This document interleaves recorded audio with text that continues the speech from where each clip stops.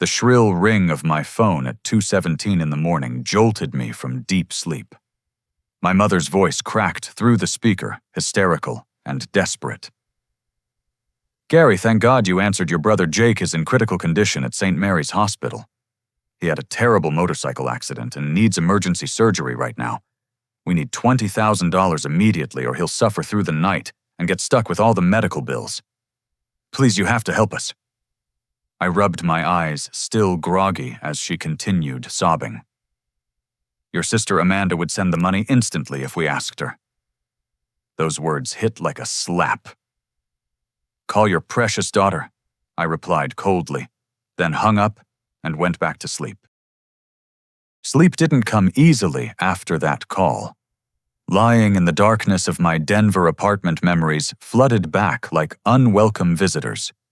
Growing up in our suburban Colorado home, I was always the afterthought, the one who didn't quite measure up to my siblings' supposed brilliance.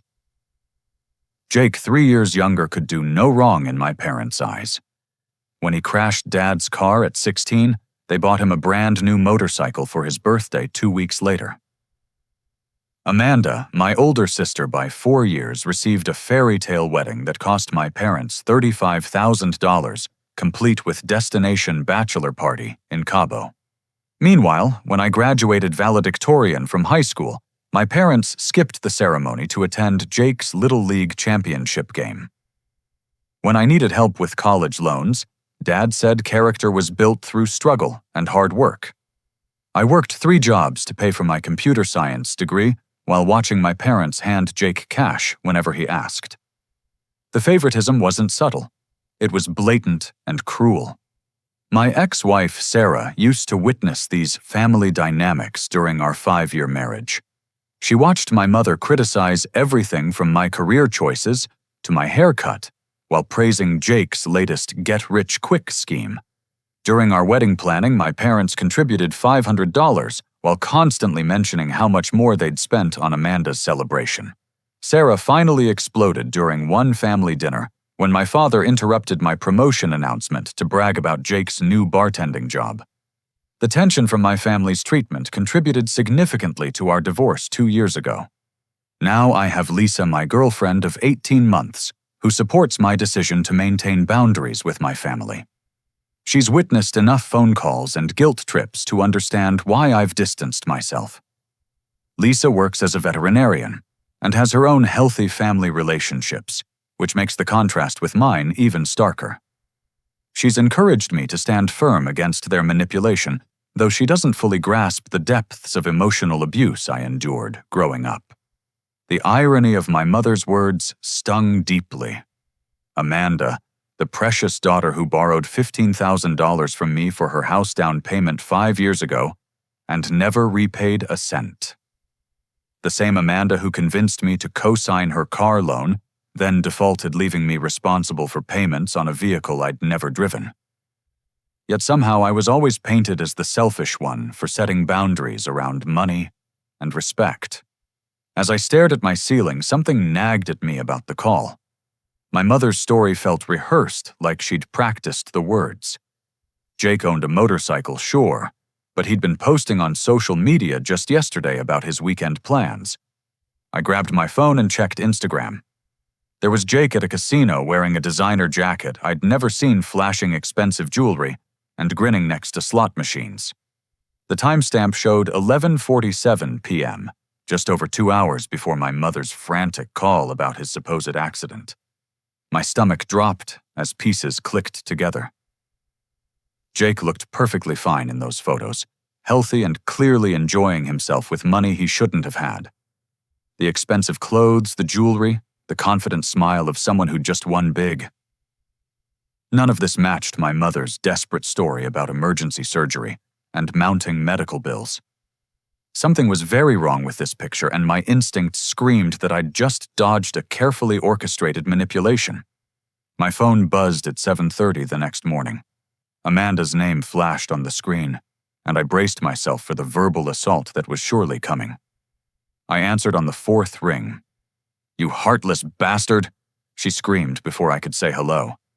"How could you abandon Jake when he needed you most? I had to send the $20,000 myself because you were too selfish to help your own brother.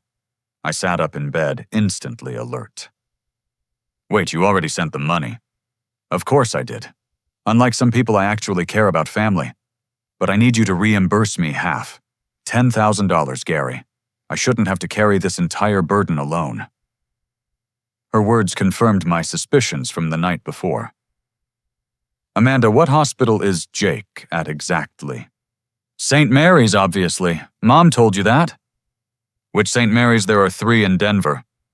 A pause. The main one, downtown. Why are you asking stupid questions instead of figuring out how to pay me back? Have you actually seen Jake talked to him directly? Another pause, longer this time. I trust Mom and Dad completely. They wouldn't lie about something this serious.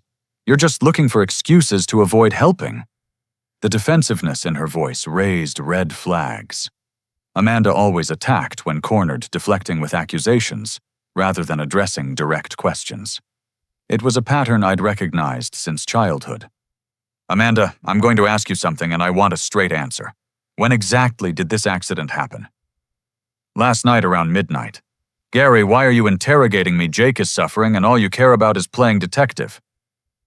But her timeline didn't match the casino photos. I'd screenshot Jake's posts, and the latest one was time-stamped well after midnight.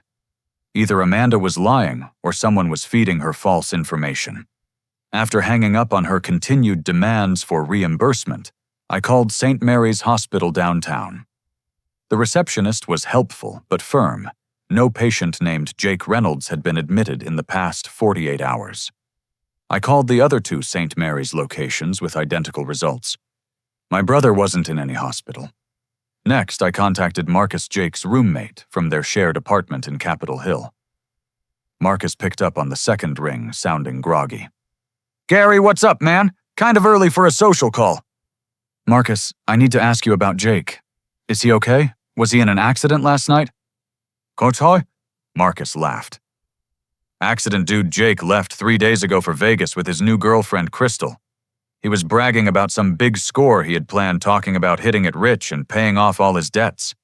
Said he'd be back by Tuesday with enough money to move out and get his own place. My blood ran cold. Vegas, he's been gone for 3 days. Yeah, man. Left Wednesday morning in Crystal's car, all excited about whatever scheme he had cooking. Why, what's going on? After explaining the situation to Marcus, who was appropriately shocked, I hung up feeling sick to my stomach. My family had coordinated an elaborate lie to steal money from me and Amanda. But why would Amanda participate in scamming herself unless… My phone buzzed with a text from Brad, Amanda's husband. Gary, call me when you get this. Can't talk at home, but there's stuff about Amanda you need to know.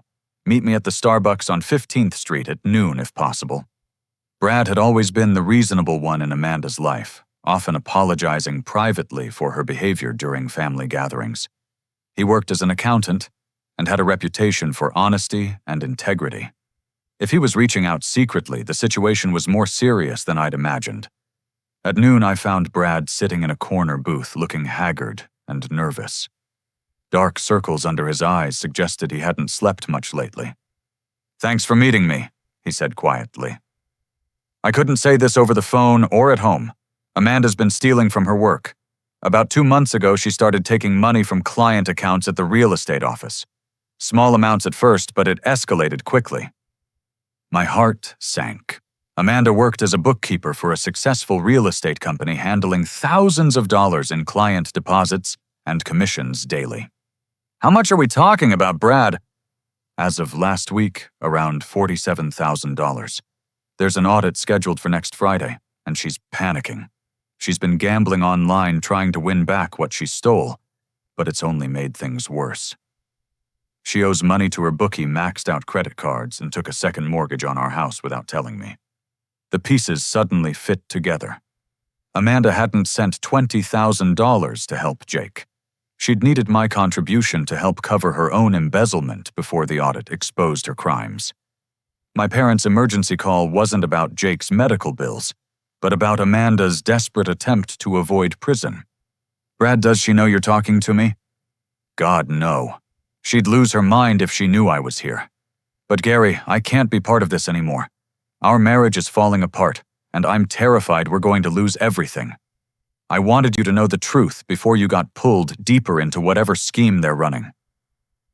As I drove home from that meeting, my phone rang repeatedly with calls from Amanda demanding her reimbursement. I didn't answer. Instead, I began planning my next move, knowing that my family's web of lies was about to unravel completely. I drove straight to my parents' house in Lakewood, a modest ranch-style home they'd owned for 28 years. The driveway needed resealing, and the front yard showed signs of neglect that hadn't been there during my last visit 6 months earlier. I didn't call ahead. Surprise was essential for what I was about to do. Through the living room window, I could see my father Robert pacing back and forth while talking animatedly on his phone. I crept closer to listen, staying hidden behind their overgrown juniper bushes. "The kid bought it completely," Dad was saying. "Amanda already transferred her half, so we're sitting pretty either way.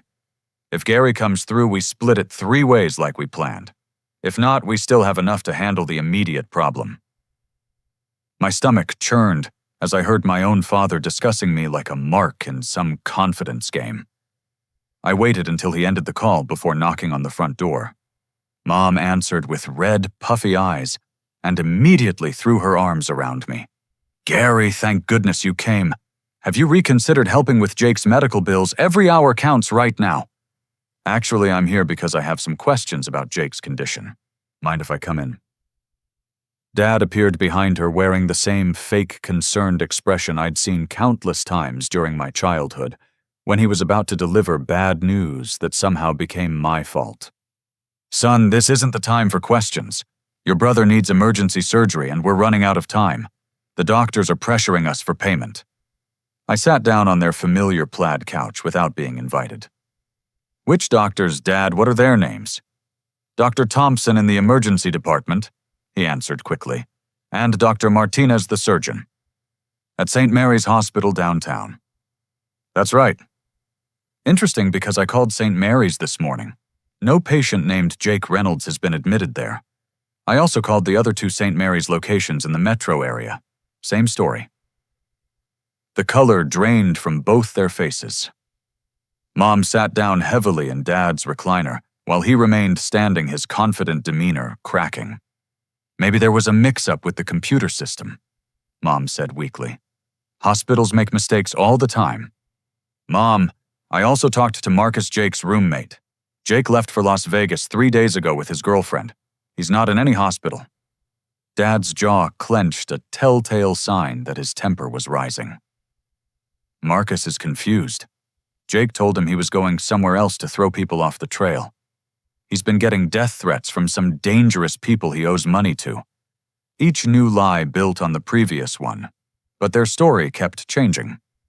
First it was a motorcycle accident. Now it was death threats and witness protection. I pulled out my phone and showed them Jake's casino photos from the night before. "Explain this then. Jake posted these pictures from a Las Vegas casino at 11:47 last night, over 2 hours before you called me about his emergency surgery." Mom burst into tears while Dad's face turned red with anger. "You don't understand the situation, Gary. Yes, Jake is in Vegas, but he's in serious trouble with some very dangerous people. They'll kill him if he doesn't pay what he owes." "How much does he owe, Dad?" $30,000, maybe more by now with interest and penalties. "So you decided to scam me and Amanda for $20,000 to help cover Jake's gambling debts?" "It's not a scam," Dad exploded. "It's family helping family. You have a good job, no kids, minimal expenses. Amanda has savings from her real estate work. Jake is our son, and he's in real danger." The front door opened, and Mrs. Henderson from next door peered in. "Robert, Linda, I'm sorry to interrupt, but I couldn't help overhearing raised voices. Is everything all right?" Mrs. Henderson was 73 years old, sharp as a tack, and had lived next to my parents for 15 years. She'd watched me grow up, and had always been kind to me, often commenting on how much I'd accomplished, despite my family's lack of support. "Everything's fine, Margaret," Mom said quickly. "Just family business." Mrs. Henderson looked directly at me. "Gary, dear, I hope you're not falling for another one of their stories. Your parents have been telling people different tales about needing money for months now. First it was roof repairs, then medical bills for your mother's supposed cancer treatment, then something about legal fees for a lawsuit. My parents looked mortified as Mrs. Henderson continued.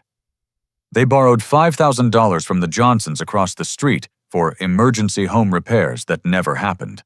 The Malloys loaned them $3,000 for your mother's surgery that she clearly never had. Poor Mrs. Chen gave them $1,500 after they claimed their car had been totaled. The scope of their deception was staggering. My parents had been systematically defrauding their neighbors and friends, spinning different sob stories to extract money from anyone willing to listen. Mrs. Henderson? I said carefully, "How long has this been going on?" "At least 6 months, probably longer. I started keeping track after they approached me with their first story about needing help with property taxes. When the same bills kept arriving in their mailbox weeks later, I realized they'd lied." After Mrs. Henderson left, I confronted my parents directly. "How many people have you stolen from?" "We haven't stolen anything," Dad insisted. "We've asked family and friends for temporary help during difficult times." "Totonafarum." "Temporary, have you paid anyone back?" Silence filled the room. Mom stared at her hands while Dad's face cycled through anger, shame, and defiance. "Dad, I need to check something. Where do you keep your financial documents?" "That's none of your business, Gary." But I was already heading toward their bedroom where they'd always kept important papers in Dad's old filing cabinet. What I found there made my blood run cold. Credit card applications with my name and social security number, some dating back 5 years. They'd opened accounts in my name, made minimum payments to keep them active, and used the available credit to fund their lifestyle and scams. My credit had been destroyed without my knowledge. The betrayal was so complete, so calculated, that I felt physically sick. These weren't desperate parents making poor decisions. They were career criminals who happened to share my DNA. When I returned to the living room with the evidence, both parents broke down. Mom sobbed uncontrollably while Dad finally admitted the truth. They'd been running these scams for years, using the money to maintain their standard of living after Dad lost his sales job 3 years earlier. Jake's gambling debts were real, but the hospital emergency was completely fabricated to manipulate Amanda and me into providing quick cash. The phone call I'd overheard hadn't been about splitting money 3 ways among family members. It was Dad coordinating with Jake about how to divide the proceeds from their latest con game with Amanda and me as the unwitting victims. As I left their house that afternoon, I realized my family wasn't just dysfunctional. They were actively criminal. The 2:17 a.m. phone call had been the final straw in a pattern of abuse that stretched back decades. For the first time in my life, I felt completely free from any obligation to protect people who saw me only as a source of money to steal. Finding Jake in Las Vegas required some detective work, but Crystal's social media accounts provided enough clues to track them down. She'd been posting photos from various casinos, and her most recent check-in was at the Flamingo Hotel. I called their front desk and confirmed that Jake Reynolds was registered as a guest. When Jake answered his room phone, his voice sounded strained and exhausted, a far cry from the confident tone in his social media posts. "Gary, how did you find me here?" "We need to talk, Jake. Are you really in trouble with loan sharks, or is that another lie?" A long pause. "It's complicated, man. I mean, yeah, I'm in deep with some bad people, but it's not what Mom and Dad told you. I'm flying down there tomorrow. We're going to have an honest conversation for once in our lives." The 90-minute flight to Las Vegas gave me time to process everything I'd learned in the past 24 hours. My family's dysfunction had evolved into organized crime, with each member playing a specific role in various scams and cons. I was the outsider who'd become their primary target, the successful sibling, whose guilt and loyalty could be weaponized for financial gain. I found Jake in the Flamingo's casino bar, looking haggard and nervous. Crystal sat beside him, a petite woman with bright red hair and worried eyes. She worked as a former casino dealer who'd quit her job to help Jake, though I suspected her motives weren't entirely altruistic. "Gary, thanks for coming," Jake said without his usual cocky demeanor. "I know this looks bad, but I need you to understand what really happened." "Start from the beginning and don't leave anything out." Jake's story unfolded like a nightmare. He'd been gambling heavily for 2 years, starting with small poker games and escalating to high-stakes casino visits. Our parents knew about his addiction, but instead of encouraging treatment, they'd begun using his debts as opportunities for their own scams. "They've been covering my losses by stealing from relatives and friends," Jake admitted. "Every time I'd rack up serious debt, they'd come up with some emergency story to raise money from family. The motorcycle accident thing was their idea, not mine." "How much do you actually owe Jake?" $37,000 to Vincent Caruso plus interest that's compounding daily. He's not exactly the patient type. Crystal spoke up for the first time. "Vincent's guys have been calling every hour. They know about the family scam and want the full amount whether you pay or not, Gary. You're now considered part of the debt because your family used your name in their negotiations." My heart sank. By refusing to pay, I hadn't protected myself. I'd inadvertently made myself a target for people who settled disputes with violence. "Jake, did you agree to this plan to scam me and Amanda?" He couldn't meet my eyes. "Mom and Dad promised me $10,000 if they could get $20 from you and Amanda. I was desperate, Gary. These aren't people you can just ignore and hope they go away." "What about Amanda's money? She supposedly already sent $20,000. Jake and Crystal exchanged glances. "Amanda never sent anything," Crystal said. "She needed that money to cover her own problems. Your parents have been playing all of you against each other, using each person's crisis to manipulate the others." The complexity of their scheme was breathtaking.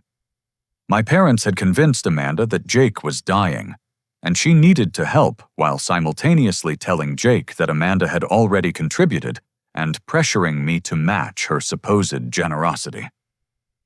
In reality, no money had changed hands except for what they'd stolen through credit card fraud and neighborhood scams. "Jake, how long have Mom and Dad been running these cons?" "Honestly, years. Dad lost his sales job when his company downsized, but they never told anyone. They've been living off credit cards, reverse mortgages, and whatever they can scam from family and friends. My gambling debts just gave them a more urgent story to tell." A man in an expensive suit approached our table, and Jake's face went pale. Vincent Caruso was younger than I'd expected, maybe 35, with the kind of calm demeanor that suggested violence was just another business tool. "Jake, I thought we agreed you'd have progress to report by now." "Mr. Caruso, this is my brother Gary. He's here to help work something out." Vincent studied me carefully. "Your family has been very creative with payment plans, Mr. Reynolds.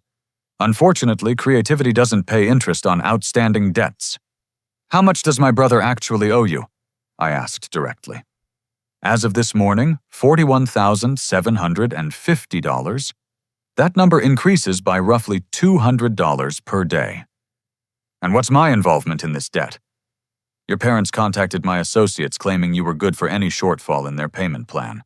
That makes you a guarantor in our books regardless of whether you agreed to that arrangement." The restaurant suddenly felt very small. Vincent wasn't making threats. He was simply explaining business terms with the casual tone of someone discussing weather. Crystal grabbed my hand under the table, and I could feel her trembling. "Mr. Caruso, I had no knowledge of my family's agreement and no intention of guaranteeing anyone's gambling debts. I appreciate your position, Mr. Reynolds, but intentions don't alter contractual obligations. Your family owes money, and they've represented you as a willing participant in repayment. We'll need to see significant progress within the next 48 hours. After Vincent left, Jake broke down completely. "Gary, I'm sorry. I never wanted you to get pulled into this mess, but I was scared and desperate. These people don't negotiate or grant extensions. They collect what they're owed, period." Looking at my younger brother, I saw not the spoiled golden child from our childhood, but a broken man whose addiction had spiraled beyond his control. Our parents had enabled his self-destruction while profiting from his chaos, turning family dysfunction into a criminal enterprise. But I also realized that helping Jake pay his debts would only enable the cycle to continue. Someone had to break the pattern of manipulation and consequences, even if that meant allowing my brother to face the full weight of his choices. The loan sharks now viewing me as part of the debt was a serious problem, but running away or paying them off would only validate their tactics and encourage future extortion. This situation required a different approach entirely, one that involved law enforcement and legal consequences for everyone involved. Back in Denver, I drove straight to the downtown police station with a box of evidence I'd collected: the fraudulent credit card applications, screenshots of Jake's social media posts, contradicting the hospital story records of my parents' neighborhood scams, and documentation of Amanda's workplace theft that Brad had provided. Detective Sandra Williams specialized in financial crimes and family fraud cases. She was in her early 40s with graying hair and the kind of patient demeanor that encouraged honesty from victims and witnesses. Her office walls displayed certificates from various fraud investigation courses and commendations from successful cases.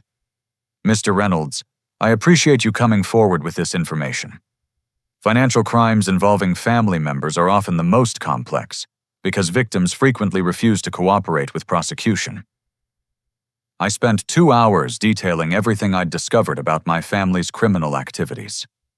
Detective Williams took notes and asked clarifying questions that revealed she understood the psychological dynamics of family manipulation. "Your situation isn't unusual," she said. "We see organized family fraud more often than people realize. What makes your case interesting is the interstate component with your brother's gambling debts in Nevada." Detective Williams, am I legally responsible for Jake's debts to these loan sharks? Absolutely not. Verbal agreements made by third parties without your knowledge or consent have no legal standing. However, the threat to your safety is real and actionable. We'll need to coordinate with Las Vegas Metro Police to address the criminal extortion. She pulled out a thick file folder and placed it on her desk. "Mr. Reynolds, I need to share something with you. We've been investigating your parents for 3 months. My stomach dropped. 3 months! Mrs. Chen, your parents' neighbor, filed a fraud report in September after discovering your parents had lied about needing money for medical expenses. When we started investigating, we found a pattern of similar complaints going back over a year." Detective Williams opened the file, revealing police reports from multiple victims: the Johnsons, the Malloys, 3 elderly members of my parents' church, 2 of Dad's former co-workers, and even my high school guidance counselor, who'd been told my parents needed help with funeral expenses for a relative who was actually alive and well. The total confirmed theft amounts to $63,000 from 14 different victims. We've been building a case, but we needed more evidence to establish intent and pattern.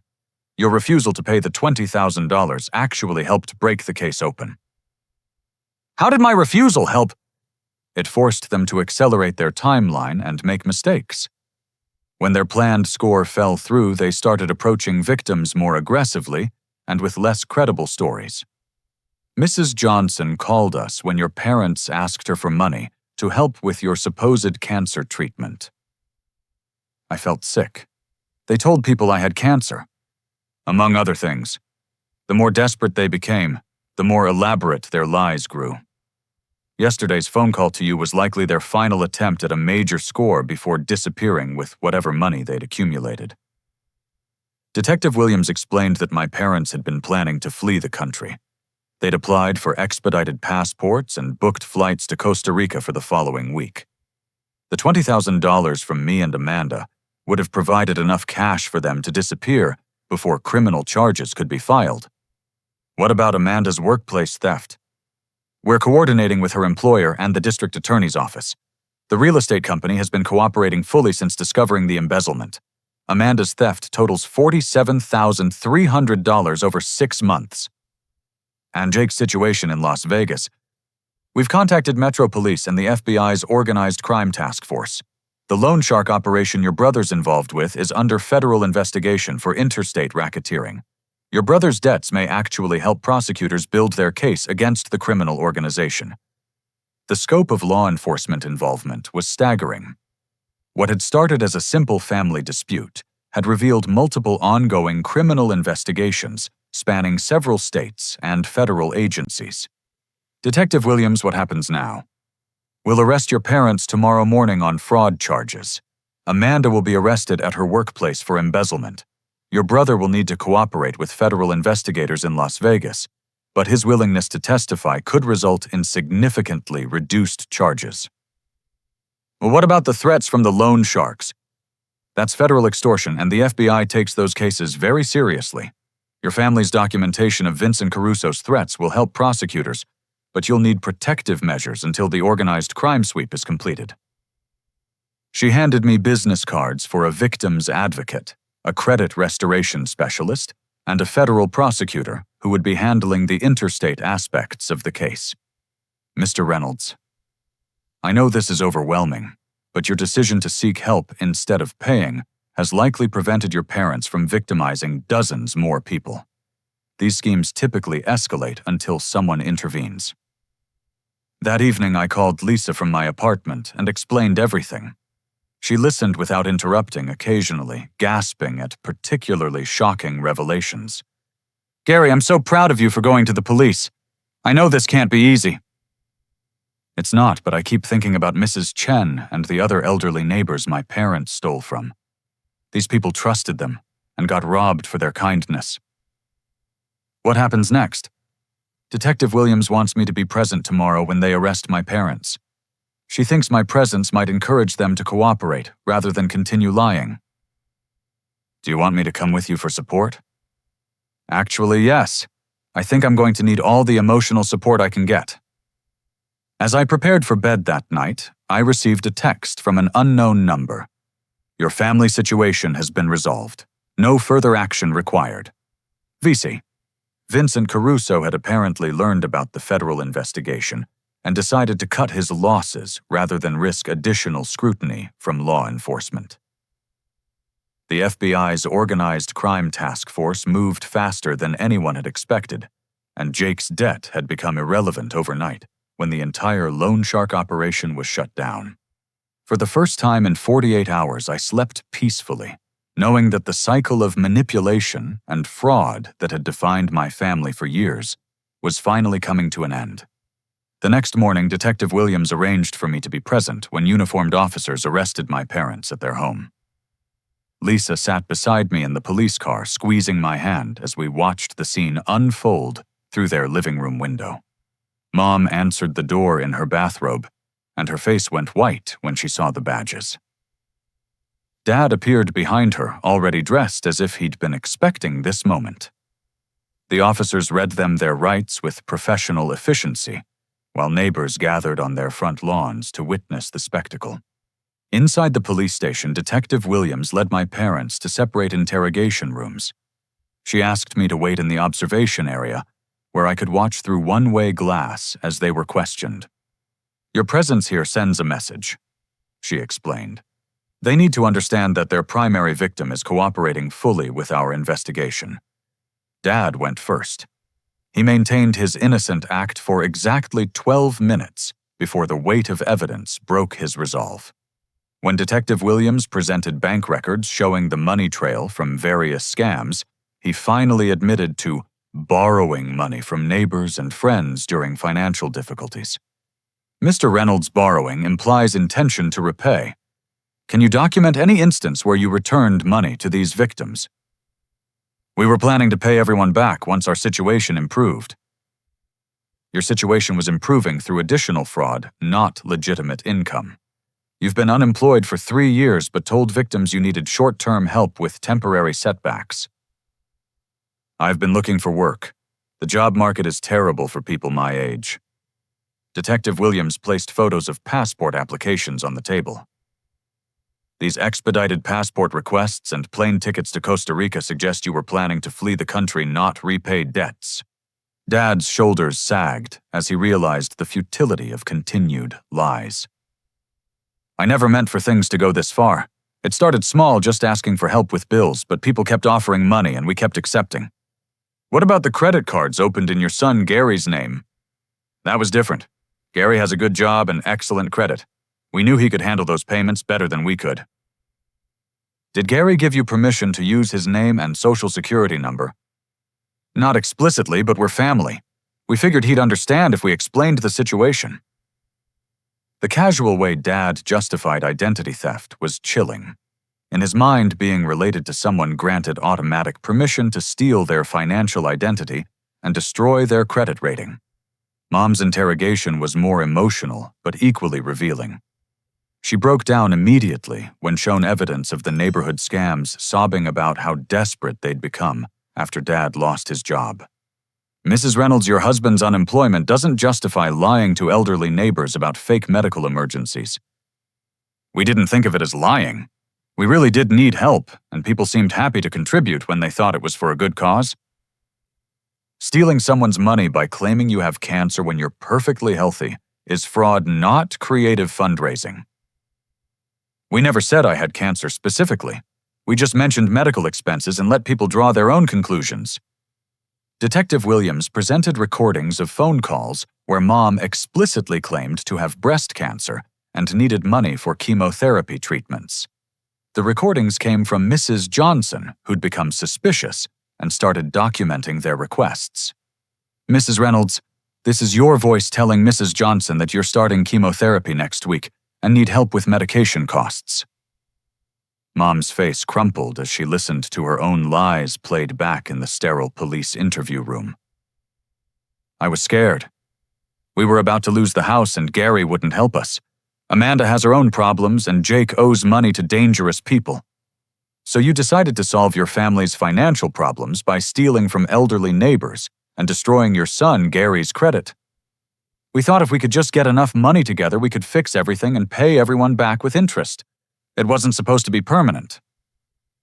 After both interrogations, Detective Williams brought my parents together in a conference room, where I waited with Lisa and Attorney Martinez, the lawyer I'd hired to represent my interests in the criminal proceedings. When my parents saw me, Mom immediately burst into tears and reached for me. Gary, thank God you're here. Please tell them this is all a misunderstanding. We're family and families help each other through difficult times. I stayed seated, making no move to comfort her. Mom, you stole my identity and destroyed my credit rating. You lied to neighbors about having cancer. You coordinated with Jake to scam money from me and Amanda by claiming he was dying in a hospital. That's not family helping family, that's organized criminal fraud. Dad tried his usual intimidation tactics. Gary, if you cooperate with these charges against your own parents, don't expect to be welcome in this family anymore. I haven't been welcome in this family for 28 years, Dad. The only difference now is that I'm finally admitting it. Detective Williams placed a comprehensive plea agreement on the table.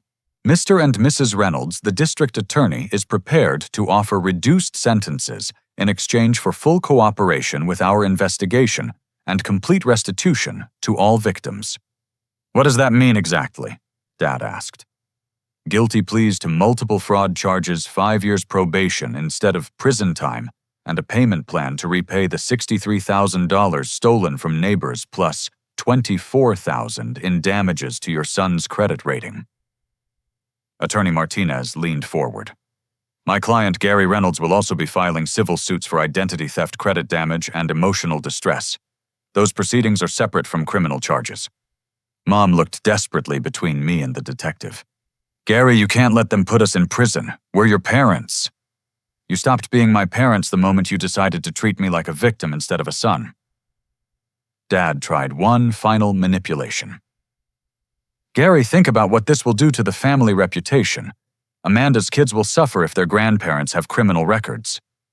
Amanda's kids will suffer more if their mother goes to prison for embezzlement and their uncle gets killed by loan sharks. Someone has to break this cycle of crime and manipulation. The plea negotiations continued for 3 hours. Both parents eventually agreed to cooperate fully with the investigation, including providing complete financial records and victim lists. They would plead guilty to organized fraud charges, serve no jail time in exchange for 5 years supervised probation, and begin immediate restitution payments. One more thing. Detective Williams said. "We found documents suggesting you've been collecting inheritance payments intended for Gary from your deceased mother-in-law. Those forgeries constitute additional felony charges, unless you sign ownership of those funds over immediately." I'd forgotten about Grandma Helen's will. She'd always favored me among her grandchildren and had apparently left me a substantial inheritance. My parents had been intercepting and cashing those checks for 3 years, forging my signature on legal documents.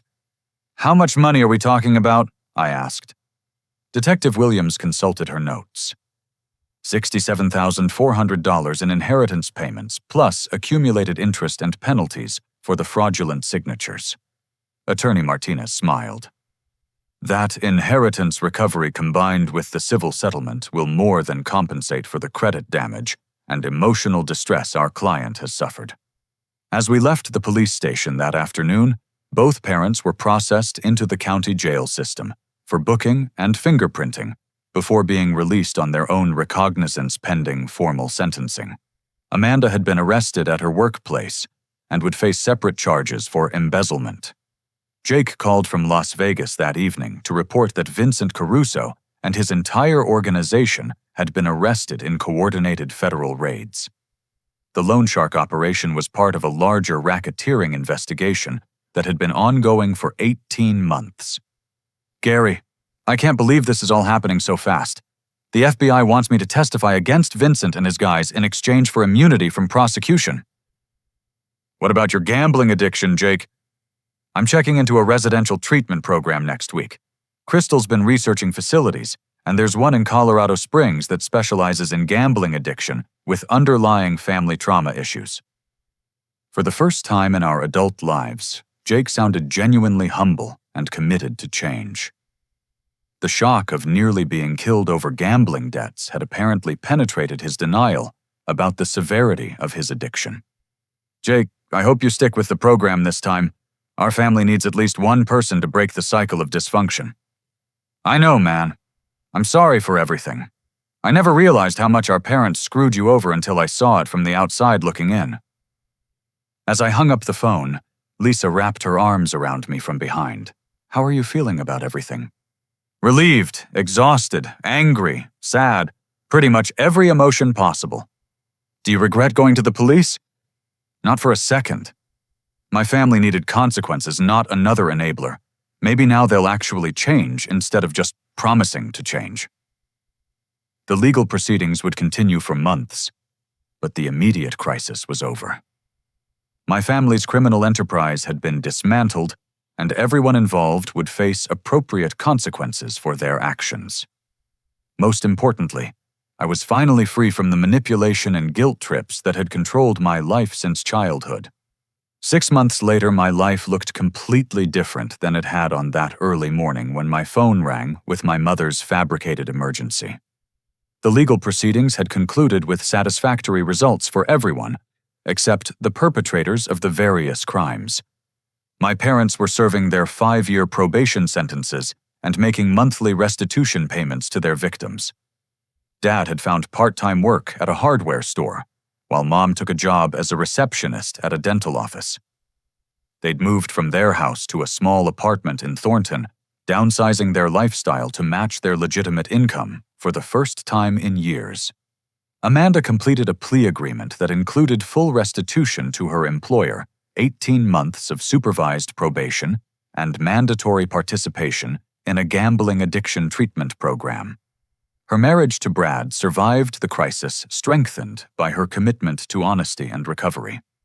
She'd written me a heartfelt letter of apology, acknowledging years of participation in family manipulation and expressing genuine remorse for her actions. Jake successfully completed his 90-day residential treatment program at the Colorado Springs facility and had been clean from gambling for 4 months.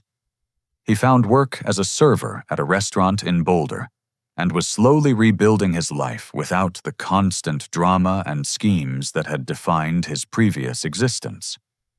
Most importantly, he'd cut off contact with enablers and gambling associates, focusing instead on developing healthy relationships and coping strategies.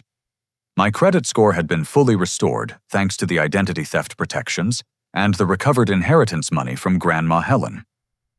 The financial compensation from civil settlements against my family exceeded $112,000, which I'd invested in a diversified portfolio recommended by a financial advisor who specialized in fraud recovery cases. Lisa and I had grown closer through the crisis, and her unwavering support during the darkest moments had convinced me that she was someone I wanted to build a future with. We'd moved in together, and I'd started shopping for engagement rings, planning a proposal for Christmas morning. The most unexpected development was my involvement with a support group for family fraud victims. Detective Williams had connected me with an organization that helped people who'd been financially abused by relatives, and I'd discovered that my story wasn't unique. Hundreds of families across Colorado dealt with similar patterns of manipulation, theft, and emotional blackmail, disguised as love and loyalty. I began speaking at their monthly meetings, sharing my experience, and encouraging other victims to set boundaries and seek help. Many people struggled with the guilt of potentially sending family members to prison, and I could relate to those feelings while explaining why accountability was essential for everyone's healing. The hardest lesson I learned, I told a room full of fraud victims last month, is that enabling destructive behavior isn't love. It's cowardice disguised as loyalty. Real love requires courage to do the right thing, even when it's painful. One woman raised her hand. How do you deal with other family members who think you're cruel for pressing charges against your parents? I remind them that my parents' victims were also someone's family members. Mrs. Chen is 81 years old and lost her medication money to my parents' cancer scam. The Johnsons are retired teachers who gave my parents $3,000 they couldn't afford to lose. My job isn't to protect criminals from consequences. It's to protect innocent people from becoming victims. The psychological healing was slower than the financial recovery, but I was making progress with a therapist who specialized in family trauma. Dr. Patricia Morgan helped me understand that my role as the family scapegoat had prepared me to resist manipulation in ways my siblings couldn't. Your parents chose you as their primary target because you were emotionally independent, she explained during one of our sessions.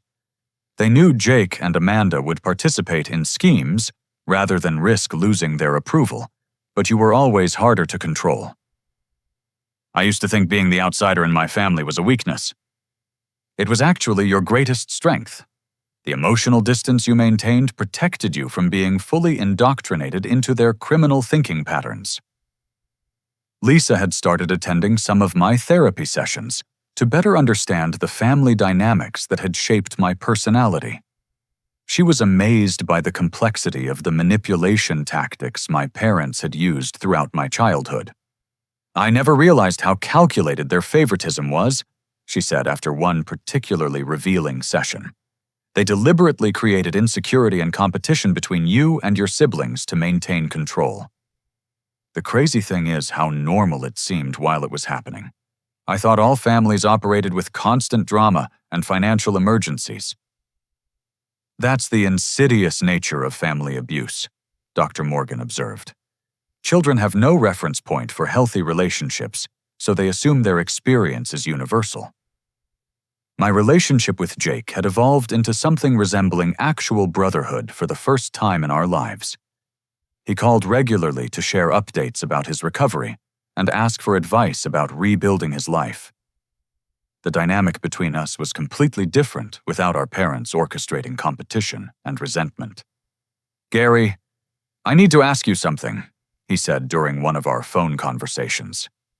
"How did you resist Mom and Dad's manipulation for so many years? I fell for every guilt trip and sob story they ever invented." "Honestly, Jake, I think I was just too angry to be effectively manipulated. When someone treats you like garbage for 25 years, you stop caring about their approval. I wish I'd figured that out sooner. I wasted so much time trying to be their perfect son while they were setting me up to fail. The important thing is that you figured it out before it killed you. Vincent Caruso's guys weren't playing games." "I know.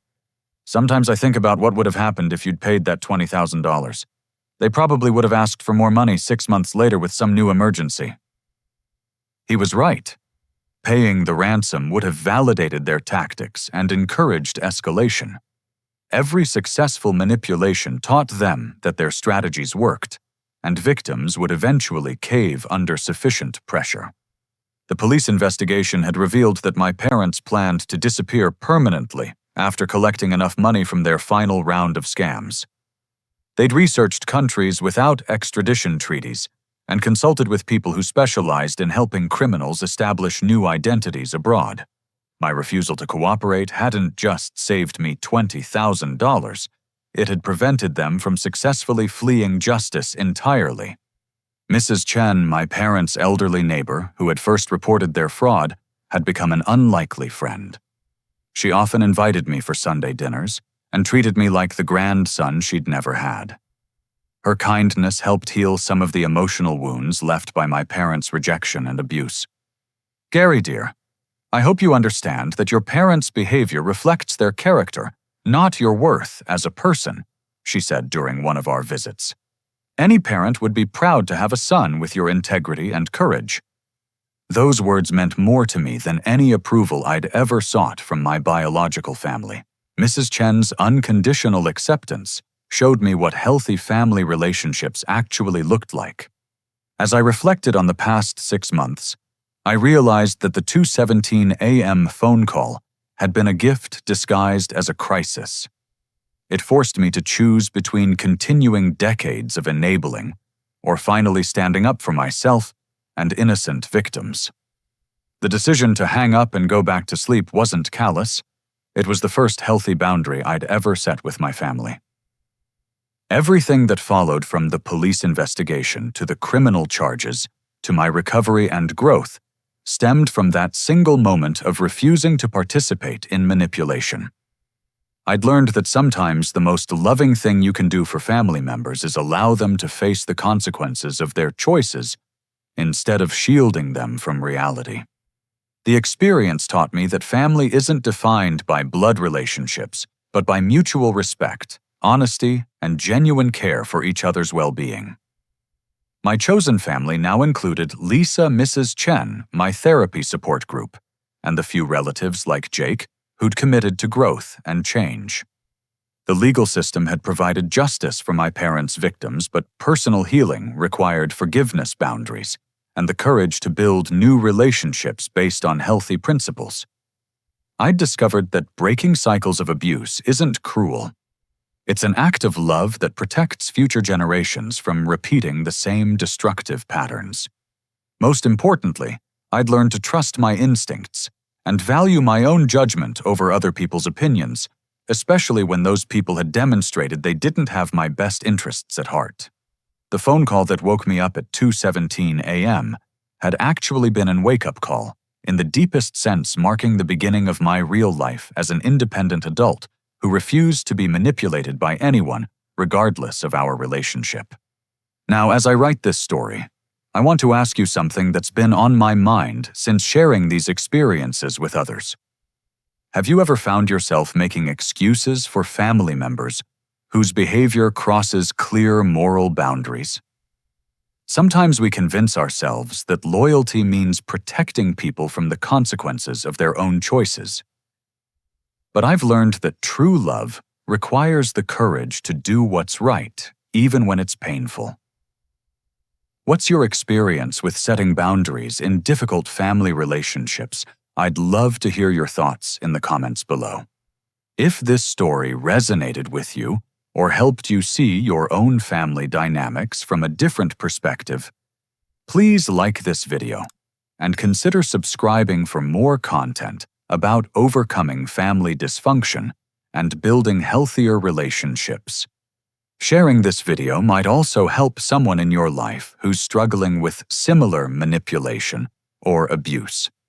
Thank you for listening to my story and allowing me to share what I've learned about the difference between enabling and loving. I hope it encourages you to trust your instincts, set healthy boundaries, and never apologize for protecting yourself and others from people who see kindness as weakness to exploit. Take care of yourselves, and remember that you deserve relationships built on respect and genuine care.